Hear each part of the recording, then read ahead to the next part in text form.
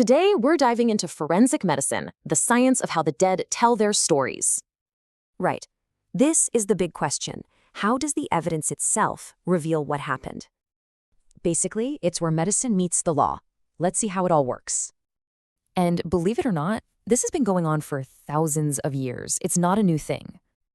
First things first, before you can ask how they died, you have to establish who they are. Even when it's just a skeleton, the bones hold vital clues. They have a story to tell.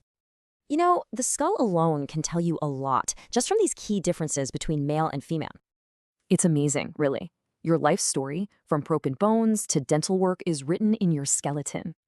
But you know, the gold standard for identification, it's gotta be the fingerprint. Totally unique. Okay, so once we know who, the investigation moves on to the next critical question. Exactly. With the identity figured out, the focus now shifts. So how did this person die? The autopsy is the super careful search that can uncover evidence you would never see otherwise. And check this out. A simple blister can mean the difference between an accident and a cover-up.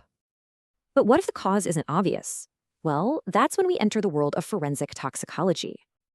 These specialists are looking for a huge range of things, from arsenic to everyday alcohol. In this wild case, the victim's dentures survived an acid bath, and that was enough to get a conviction. You know, a lot of the time, the most powerful evidence is stuff you can't even see.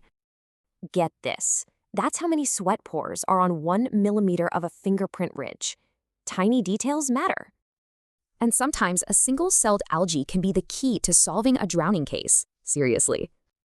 These little things, diatoms, are unique to specific bodies of water.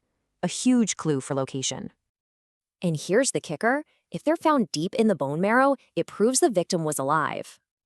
So all this science eventually has to end up in one place, the courtroom. And there are strict rules for this. The goal is to make complex science clear and objective. From the lab to the witness stand, it all comes down to letting the evidence speak the truth. So, as crimes get more complex, can science keep up? That's the question driving this field forward.